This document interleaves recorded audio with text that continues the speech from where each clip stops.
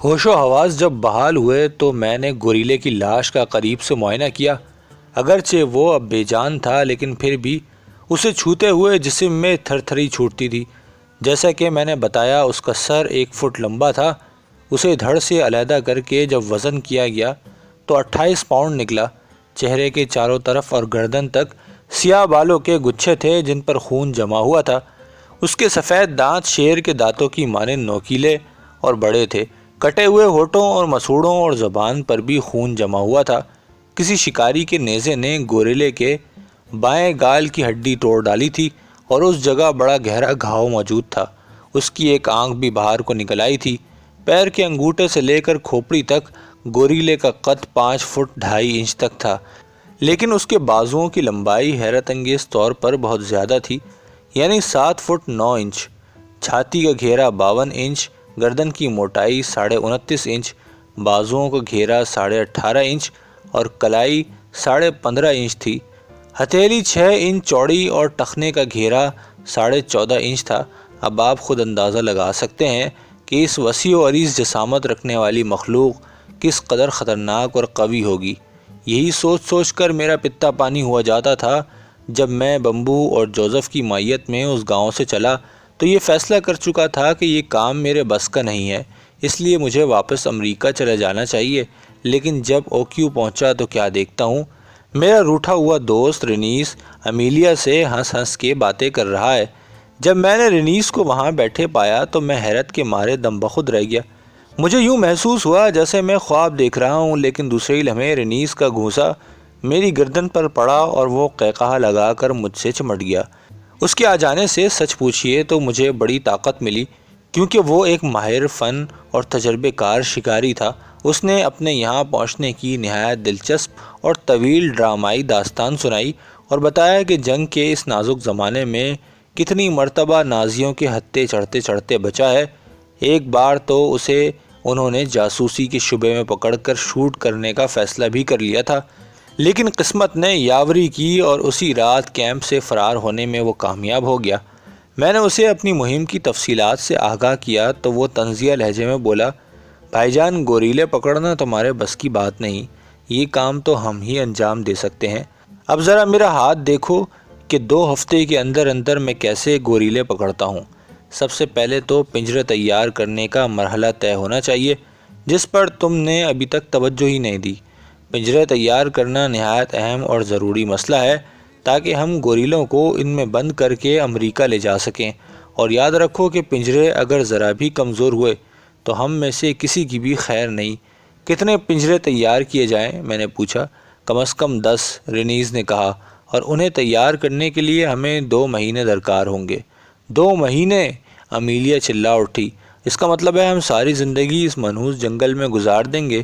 یہ نہیں ہو سکتا۔ مجھے یہاں کے لوگوں سے خوف آنے لگا ہے۔ کتنے وحشی اور دیوانے ہیں، خدا معلوم یہ ہمارے ساتھ کیا سلوک کریں۔ اس لیے بہتر ہے کہ گوریلوں کا صرف ایک جوڑا پکڑنے پر ہی اتفاق کیا جائے اور زیادہ لالچ نہ کیا جائے۔ تم چپ رہو جی، عورتوں کا اس معاملے میں کیا تعلق؟ رینیز نے اسے ڈانٹا۔ یہاں آنے سے پہلے تمہیں سب کچھ سوچنا چاہیے تھا۔ پھر وہ مجھ سے مخاطب ہوا، تم کیا کہتے ہو؟ بیوی کی بات پر عمل کر کے یہاں سے بھاگ جاؤ گے یا کچھ دن میرے ساتھ رہو گے؟ بولو، ابھی فیصلہ کر لو، بعد میں تمہارا کوئی بہانہ نہیں چلے گا۔ میں نے اسے یقین دلایا کہ میں اس کا ساتھ دوں گا تو وہ مطمئن ہو گیا اور نہایت سرگرمی کے ساتھ پنجرے تیار کرنے کا پروگرام بنانے لگا۔ میں نے جلد ہی بمبو سے دوستی پیدا کر لی اور اسے یہاں تک اعتماد میں لے لیا کہ بمبو نے فوراً کسی پیشگی کے بغیر اپنے آدمیوں کو جنگل سے لکڑیاں کاٹ کاٹ کر لانے کے کام پر لگا دیا۔ جوزف اور زنگا بھی رینیس کا کلمہ پڑھنے لگے۔ میری بیوی امیلیا کو اس نے جلد ہی اپنی خوبیوں کا متعارف بنا لیا، اور میں تو اس کا پرانا دوست تھا ہی۔ اس کے احکام پر چوں چرا کرنے کی ذرا بھی جرت نہ ہوئی کہ وہ ناراض ہو جانے کے بعد مشکل سے ہی قابو میں آتا تھا۔ رینیس کی خود اعتمادی کا یہ عالم تھا کہ وہ بیک وقت 10 بڑے پنجرے بنانے پر تلا ہوا تھا۔ اسے یقین تھا کہ 10 گوریلے تو پکڑنا اس کے بائیں ہاتھ کا کھیل ہے۔ اس کی دور اندیشی ملاحظہ ہو کہ پنجرے کے اندر جن اوزاروں کی ضرورت تھی وہ اوزار وہ اپنے ساتھ امریکہ سے لایا تھا، اور چونکہ وہ خود بڑھائی کا کام جانتا تھا اس لیے بڑے بڑے شہتیروں کو چیرنا، ان کے تختے کاٹنا اور انہیں کیلوں سے جوڑنا اس کے لیے کافی آسان تھا۔ اس نے جلد ہی مجھے اور میری بیوی کو اپنے ساتھ شریک کر لیا۔ ہم نے جو پہلا پنجرا بنایا وہ 8 فٹ اونچا اور 4.5 فٹ چوڑا اور وزن میں 7 من سے زیادہ تھا۔ 2 پنجرے بنانے میں پورا 1 ہفتہ لگ گیا۔ ہمیں پنجرے کی خوبصورتی سے زیادہ اس کی مضبوطی کا خیال تھا، کیونکہ گوریلا وہ جانور ہے کہ اگر پنجرا ذرا بھی کمزور ہو تو وہ 2 ہی گھونسوں میں اسے توڑ دے گا۔ پنجرے بنانے کا کام ہم گاؤں اوکا میں کر رہے تھے۔ اس گاؤں کی حد سے باہر ہی کوئی 5-7 میل دور گوریلوں کا علاقہ شروع ہو جاتا تھا۔ گاؤں کے لوگ ان گوریلوں کے ازلی دشمن تھے اور کہتے تھے کہ یہ گوریلے بھی انہی کی طرح قبیلوں اور خاندانوں میں بٹے ہوئے ہیں اور ہر قبیلے کا سردار ایک بوڑھا گوریلا ہوتا ہے۔ اس سے پیشتر انہوں نے جس گوریلے کو پکڑا تھا اور جسے بعد ازاں مار ڈالا تھا وہ بھی اپنے قبیلے کا سردار تھا، جس کے مارے جانے پر گاؤں کی عورتوں نے اپنے قومی رقص کا خاص پروگرام بنایا تھا اور جس کے گوشت تبرک کے طور پر گاؤں کے ہر گھر میں تقسیم ہوا تھا۔ بمبو کا کہنا تھا کہ گوریلوں کا یہ قبیلہ اپنے سردار کی موت کا بدلہ لینے گاؤں پر ضرور حملہ کرے گا، اسی لیے ہر وقت گاؤں کے 15-20 مشاق شکاری باقاعدگی سے پہرا دیتے تھے۔ ایک روز دوپہر کے وقت پورے گاؤں میں ہلچل مچ گئی اور سبھی عورتیں چلاتی چیختی ہوئی ادھر ادھر بھاگنے لگیں۔ بمشکل اتنا پتہ چل سکا کہ چند عورتوں نے جو گاؤں سے باہر مکئی کی فصل کاٹنے نکلی تھیں 2 گوریلے دیکھے تھے، جن میں سے ایک مادہ تھی اور ایک نر۔ فوراً ہی ہم نے اپنا کام چھوڑا اور رائفلیں سنبھال کر مقامی شکاریوں کے ساتھ جنگل کی جانب چل پڑے۔ 2 میل کے فاصلے پر ہم نے گوریلوں کے قدموں کے تازہ نشانوں کا سراغ لگا لیا۔ رینیس کے جوش و اضطراب کی انتہا نہ تھی۔ وہ نازک کتے کی طرح ان نشانوں کو سونگھتا ہوا ادھر سے ادھر دوڑ رہا تھا۔ شدید ہیجان سے اس کا چہرہ سرخ اور نتھنے پھولے ہوئے تھے۔ بمبو اپنے نئے ماسٹر کی ان حرکتوں میں بے حد دلچسپی لے رہا تھا اور اسے احساس ہو گیا تھا کہ یہ شخص بھی مقامی شکاریوں کی طرح گوریلوں کے قدموں کے ذریعے جنگل میں اسے تلاش کر سکتا ہے۔ جلد ہی رینیس نے اس مخصوص راستے کا پتہ لگا لیا جدھر سے گوریلوں کا جوڑا جنگل میں گزرا تھا۔ 5 میل کے پرمشقت اور تھکا دینے والے سفر کے بعد ہم جنگل کے اس حصے میں پہنچ گئے جہاں گھنے اور اونچے درختوں کی چوٹیاں ایک دوسرے سے گتھی ہوئی تھیں اور سورج کی روشنی بڑی مشکل سے اپنا راستہ بنا سکتی تھی۔ ہمارے پاس اتفاق سے ٹارچیں موجود تھیں جو اس وقت کام آئیں۔ ایک وسیع و عریض دلدلی میدان کے کنارے پہنچ کر ہمیں رکنا پڑا کیونکہ یہاں سے آگے جانا بے حد مشکل تھا۔ بمبو اور اس کے ساتھیوں نے بتایا کہ وہ دلدل بے شمار جانوروں اور انسانوں کو کھا چکی ہے اور بہت کم اتفاق ہوتا ہے کہ گوریلے ادھر آنے کی جرت کرتے ہوں۔ چند روز قبل ہی ایسی دلدل میں 5 انسانی جانیں ضائع ہو چکی ہیں۔ ان کا واقعہ بہت دلچسپ اور عجیب ہے جو آگے آئے گا۔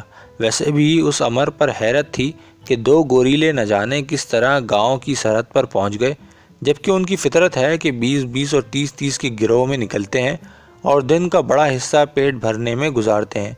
پھلدار درختوں اور فصلوں کے جانی دشمن ہیں اور موقع ملتے ہی انہیں تہس نہس کر ڈالتے ہیں۔ اس دوران میں اگر کوئی مرد ان کے ہتھے چڑھ جائے تو یہ گوریلے اسے ہلاک کر دیتے ہیں، لیکن تعجب کی بات ہے کہ وہ عورتوں کو نشانہ نہیں بناتے۔ اگر جنگل میں سے گزرتی ہوئی عورتوں کا سامنا کسی گوریلے سے ہو جائے تو وہ فوراً ان کا راستہ چھوڑ کر دور ہٹ جاتے ہیں اور کبھی نہیں دیکھا گیا کہ کسی گوریلے نے عورت پر حملہ کیا ہو۔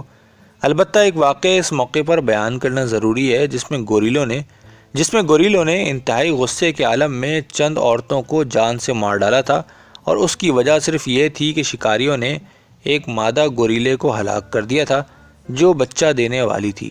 بمبو نے مجھے یہ واقعہ اس دلدل کے کنارے کھڑے ہو کر سنایا جہاں یہ لرزہ خیز واقعہ پیش آیا تھا۔ ایک مرتبہ ہم نے جنگل کے اس حصے میں گوریلوں کا ایک گروہ کا سراغ لگایا جس میں نر اور مادہ سبھی شامل تھے۔ رات کا بڑا حصہ بیت گیا تھا اور دن بھر پیٹ بھرنے کے بعد گوریلوں کا یہ گروہ جنگل کے اس حصے میں آرام کرنے کی تیاریاں کر رہا تھا۔ گوریلوں کی عادت ہے کہ ایک مرتبہ سو جائیں تو آسانی سے ان کی آنکھ نہیں کھلتی اور اس کی کمزوری سے شکاری بہت فائدہ اٹھاتے ہیں۔ سورج نکلنے سے ذرا پہلے ہی گوریلوں پر حملہ کر دیا جاتا ہے کیونکہ اس وقت ان کے اعصاب پژمردہ اور سست ہوتے ہیں اور وہ جم کر مقابلہ نہیں کرتے۔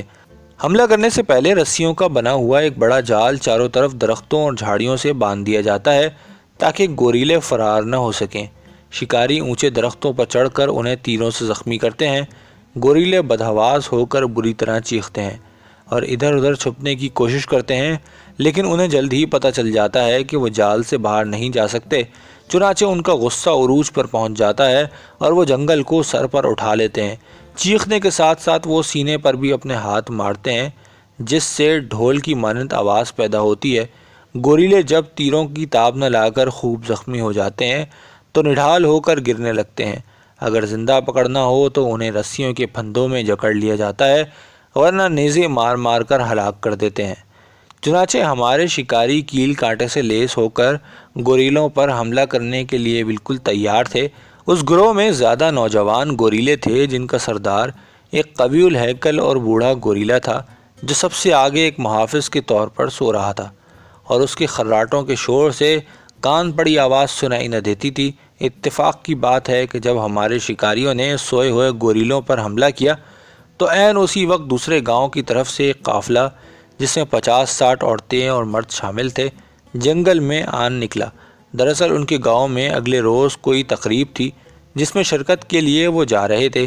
یہ لوگ ہمارے گاؤں آ رہے تھے، ان کے ساتھ جلتی ہوئی مشالیں اور ڈھول تھے، اور وہ ان گوریلوں کی موجودگی سے بے خبر سیدھے اس مقام پر آ گئے جہاں ہمارے شکاریوں نے جال لگا رکھے تھے۔ جب گوریلوں پر تیر کی بارش ہوئی تو وہ جاگے اور چیخنے چلانے لگے اور بھاگنے کی تیاری کرنے لگے، مگر جال نے ان کا راستہ روک لیا۔ وہ دیکھ چکے تھے کہ دونوں جانب سے آدمیوں نے انہیں گھیر لیا ہے۔ ہمارے شکاریوں کے لیے بڑی مصیبت یہ تھی کہ اب وہ تیر نہیں چلا سکتے تھے، کیونکہ دوسری جانب سے آنے والے لوگ یقیناً ان تیروں کی زد میں آ جاتے۔ عین اس وقت گوریلوں نے ایک جانب سے جال توڑ دیا اور راستہ بنا لیا اور انتہائی طیش کے عالم میں دوسرے گاؤں کے قافلے پر حملہ کر دیا۔ گوریلوں کی لرزہ خیز چیخیں، شکاریوں کے نعرے اور للکار، ڈھول کی گرجتی ہوئی آواز، عورتوں کی چیخ پکار، ان سب نے ایک قیامت خیز ہنگامے کو جنم دیا، جس کا نتیجہ یہ نکلا کہ گوریلے جیسے امن پسند جانور بھی اس قدر غصے میں آ گئے کہ 10 نہتے آدمی ان کے ہاتھوں مارے گئے، 15-20 شدید زخمی ہوئے۔ جال کے ٹوٹ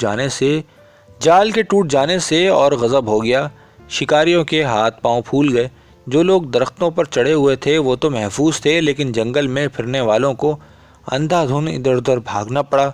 بعض خاردار جھاڑیوں میں پھنس کر لہولہان ہوئے، اور سورج نکلنے تک یہ کیفیت ہوئی کہ پورا جنگل گوریلوں کے غم و غصے کا نشانہ بن چکا تھا، کیونکہ اسی وقت ان کے گروہ کی ایک مادہ ہلاک ہو گئی تھی جو ماں بننے والی تھی۔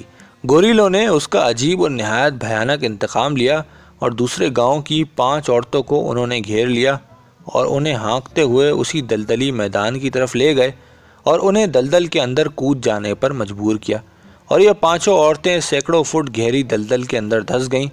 بمبو یہ کہانی سنا رہا تھا اور میں سوچ رہا تھا کہ اب کیا کرنا چاہیے۔ رات سر پر آ گئی ہے اور ہم اس تاریک اور گھنے جنگل میں گاؤں سے 5 میل دور نکل آئے تھے۔ میں نے واپس چلنے کا مشورہ دیا تو رینیز نے گھور کر مجھے دیکھا اور کہا، دونوں گوریلے قریب ہی چھپے ہوئے ہیں، اگر ہم ذرا ہمت کریں تو انہیں شکار کر سکتے ہیں، کیونکہ وہ اپنے گروہ سے بچھڑ گئے ہیں اور جلد ہی اپنی کمین گاہ سے باہر نکلنے پر مجبور ہو جائیں گے۔ انہیں تلاش کرنا چاہیے۔ بمبو اور ان کے ساتھیوں نے بھی رینیز کی رائے سے اتفاق کیا، اور ایک بار پھر سرگرمی سے ان گوریلوں کی تلاش شروع ہو گئی۔ یہاں ایسا گھپ اندھیرا تھا کہ ہاتھ کو ہاتھ سجائی نہ دیتا تھا، اور اس پر حد سے زیادہ خنکی۔ گرم کپڑوں کے باوجود میرا جسم سردی سے کانپنے لگا اور دانت بج رہے تھے۔ رینیز تازی کتے کی مانند جھاڑیوں میں سونگتا اور جھانکتا پھر رہا تھا۔ دوسرے ننگ دھڑنگ شکاری، جن کے ہاتھوں میں لمبے لمبے نیزے اور گلے میں تیر کمان پڑے ہوئے تھے، اس بے پرواہی اور اطمینان سے گوریلوں کو ڈھونڈ رہے تھے جیسے وہ معمولی خرگوش یا بھیڑ ہوں۔ جنگل کا جنوبی حصہ بہت ہی گنجان اور دشوار گزار تھا، اور رینیز کا اصرار تھا کہ گوریلے اس طرح چھپے ہوئے ہیں، اور اس سے پیشتر کہ میں اسے روکتا، وہ جھاڑیوں میں گھستا اور پھلانگتا ہوا نظروں سے غائب ہو چکا تھا۔ چند سیکنڈ تک اس کے جوتوں کی آواز سنائی دی، پھر یک لخت سناٹا چھا گیا۔ بمبو اور اس کے ساتھی بھی رینیز کے پیچھے پیچھے چلے گئے اور میں تنہا رہ گیا۔ میں دل ہی دل میں انہیں کوس رہا تھا۔ یکایک ایک جھاڑی کے پاس سے گزرتے ہوئے مجھے کچھ آہٹ سنائی دی، اور اس سے پہلے کہ میں اس معاملے پر غور کر سکوں ایک مہیب شکل و صورت کا گوریلا جھاڑیوں میں سے نکلا۔ اسے دیکھتے ہی میرا جسم سن ہو گیا اور دل کی دھڑکن جیسے رک گئی۔ میرا اس کا فاصلہ 10 فٹ سے زیادہ نہ تھا۔ جنگل کی تاریکی میں اس کا سیاہ جسم ایک طویل القامت دیو کی مانند دکھائی دے رہا تھا۔ لمبے لمبے بازو زمین تک پہنچ رہے تھے۔ اس کی پشت میری جانب تھی۔